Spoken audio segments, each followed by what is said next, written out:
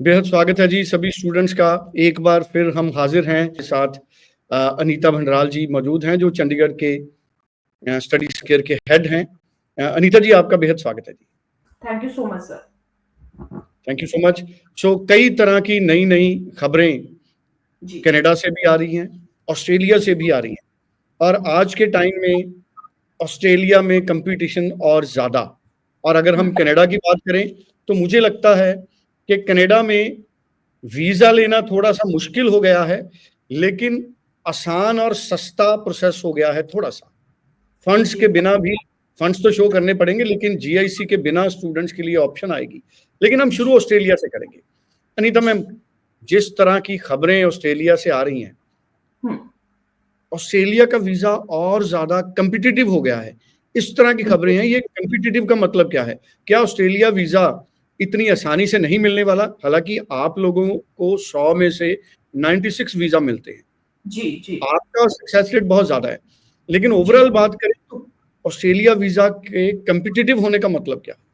जी जी sir, देखिए Australia study visa की बात करूं तो यस, बिकॉज एक क्राउड हमारे पास होता है स्टूडेंट्स का जो कि ओरिजिनली ऑस्ट्रेलिया जाना चाहते हैं, जिनका एम ऑस्ट्रेलिया में पढ़ना होता है और जिन्होंने बहुत टाइम से सोचा होता है कि हमने सिर्फ ऑस्ट्रेलिया ही अप्लाई करना, नो मैटर जो मर्जी कंट्री की जो भी गाइडलाइन हो, बट हमारा एम वही है कि we want to apply in Australia.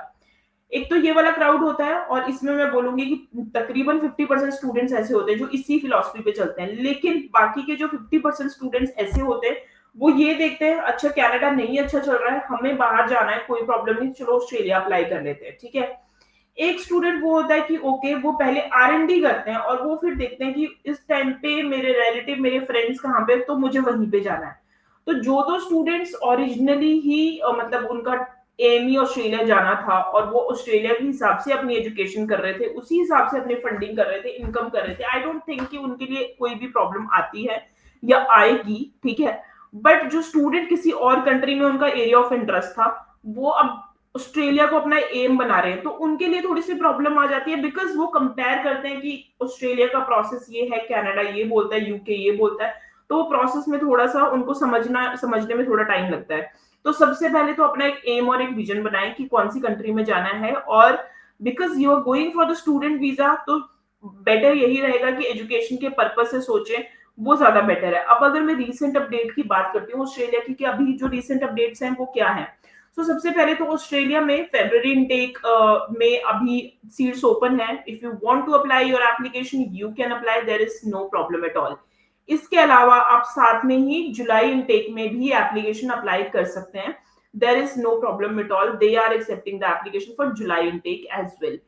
अब आपको सिर्फ और सिर्फ इस टाइम पे, क्योंकि जहां पे इतने डिलेज हो रहे हैं चीजों को लेके, सिर्फ यहाँ पे एक ही चीज पे आपको प्रोसेस फॉलो करना है। बिकॉज हम हर शो में, मैं मंत्री जी हर शो में आप लोगों को यही कम्युनिकेट करते हैं कि there is no delay from our end, there is no delay from the universities end. It just that कि हाई कमीशन ने एक टाइम दे दिया कि 2 से 3 महीने वीजा डिसीजन को लगेंगे, तो हमारी समझदारी इसमें यही होगी कि हम टाइम रहते अपनी वीजा फाइल को लॉन्च करें।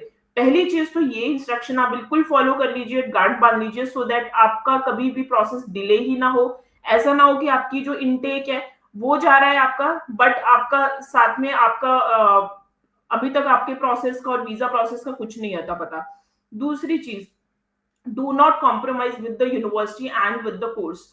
तो जो स्टूडेंट्स अभी ये सोच रहे हैं कि पता नहीं किस तरह से क्या प्रोसेस रहेगा, देखिए इंटरनेशनल कैपिंग बहुत सारे स्टूडेंट्स ने सुना है कि इंटरनेशनल कैपिंग आई है, आएगी, उससे क्या इम्पेक्ट पड़ेगा।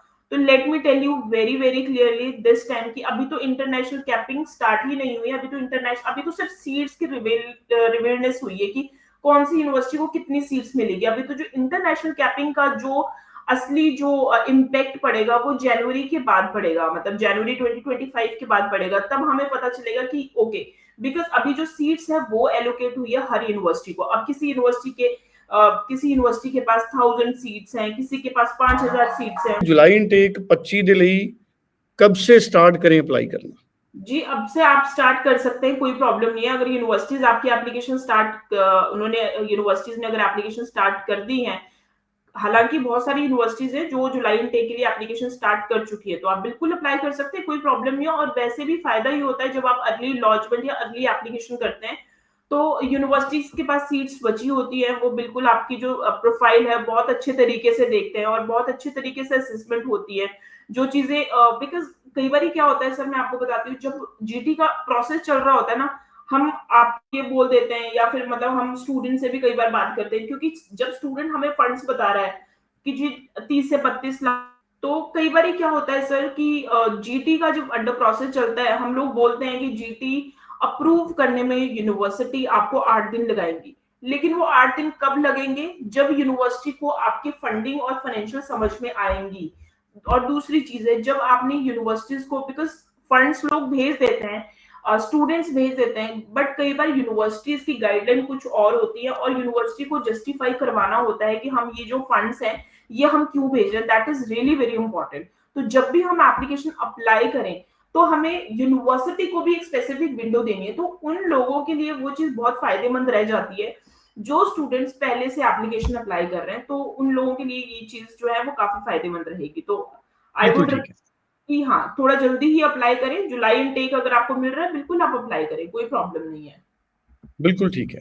और जी जनवरी इनटेक के लिए तो बड़ा लाज़मी है कि जल्दी जी से जल्दी आप लोग अप्लाई करें।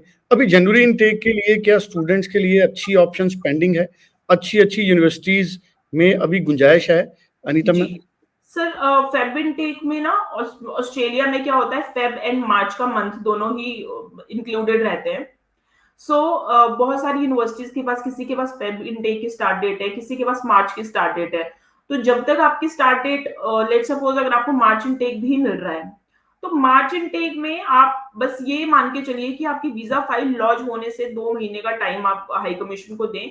और अभी यस, यूनिवर्सिटीज का काफी अच्छे कोर्सेज बचे हैं, there is no problem at all, because Australia, when it comes to Australia, every student cannot meet the like GT requirement, so जो जिसको अब हम जीएस भी बोलते हैं, तो उसकी रिक्वायरमेंट सारे स्टूडेंट्स नहीं मीट कर पाते, तो सीट्स कहीं ना कहीं बच जाती हैं। सीट्स की प्रॉब्लम आती है, जैसे नर्सिंग वाले जो स्टूडेंट्स हैं उनके लिए थोड़ी सी प्रॉब्लम आती है। सो जो नर्सिंग वाले स्टूडेंट्स हैं, अगर आपको फेब में नहीं सीट्स मिल रही हो तो आप जुलाई में भी देख सकते हैं। बिल्कुल ठीक है। और ये जी बड़ा ज़रूरी है स्टूडेंट्स के लिए कि वो इन चीज़ों को समझें कि जनवरी इनटेक के लिए अगर हम नवंबर में अप्लाई कर लें, तो हमको खासा बेनिफिट रह सकता है। अगर बिल्कुल सर। नवंबर में फाइल लॉन्च होती है, तो हम एक्सपेक्ट कर सकते हैं कि जनवरी इनटेक या फरवरी इनटेक में हमें यस वीज़ा मिल जाएगा। मान लीजिए स्टूडेंट जो नवंबर से लेट हो जाएँगे, उनके लिए कितना रिस्क है जनवरी फरवरी इनटेक लेना? सर देखिए, सब सारे स्टूडेंट्स का जो वीजा डिसीजन का जो टाइम है वो 3 महीने नहीं लग रहा है, 2.5 महीने नहीं लग रहा है। हमारे रिसेंटली कुछ वीजाज आए हैं 1.5 महीने के अंदर, 1 महीने के अंदर। बट अब ये इस चीज की पब्लिसिटी करना या फिर इस चीज को ये बोलना है कि नहीं नहीं अभी तो ऑस्ट्रेलिया 1 महीने का टाइम ले रहा है, वो रेयर स्टूडेंट्स के आते हैं 1 महीना, 1.5 महीना। हालांकि हमारे जितने भी स्टूडेंट्स, अभी मैंने आपको जो डिस्क्लोज किया था, वीजा नंबर जो मैंने आपको डिस्क्लोज किया था, वो सबका एक ही टाइम था, 1.5 महीने के अंदर, 1 महीने के अंदर डिसीजन देना। लेकिन जो हाई कमीशन की जो गाइडलाइन है, जब उन्होंने मेंशन किया है कि वी विल टेक इतने 2 से 3 महीने का वो टाइम लेंगे, तो I believe we should give them the appropriate time. जल्दी आ जाए सो दैट हम उस चीज को ऐसे कंसीडर करेंगे, जल्दी आ जाए सो दैट्स आवर लक, और अगर लेट आ जाए तो चलो we have given the appropriate time to the high commission. बिल्कुल ठीक है।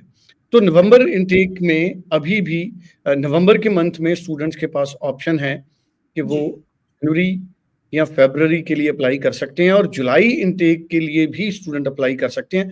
अब जुलाई इनटेक के लिए कौन से स्टूडेंट अप्लाई कर सकते हैं, ये अपने आप में बड़ा क्वेश्चन है। जुलाई इनटेक के लिए क्या 23rd पास आउट स्टूडेंट, माफ कीजिएगा 24 पास आउट स्टूडेंट वही अप्लाई कर सकते हैं या 23rd पास आउट भी अप्लाई कर सकता नहीं सर, 24 पास आउट। जी है? ओके, जुलाई के लिए सिर्फ 24 पास आउट स्टूडेंट ही अप्लाई कर सकते हैं। बिल्कुल ठीक है जी। So thank you so much Anita ma'am, बड़े इंपॉर्टेंट तरीके से और बड़े अच्छे तरीके से आपने स्टूडेंट्स को सारी गाइडेंस दी है। और व्हाट्सएप आप करिए 9343624902। थैंक यू सो जी much, thank you so thank you much, thank you. Thank you.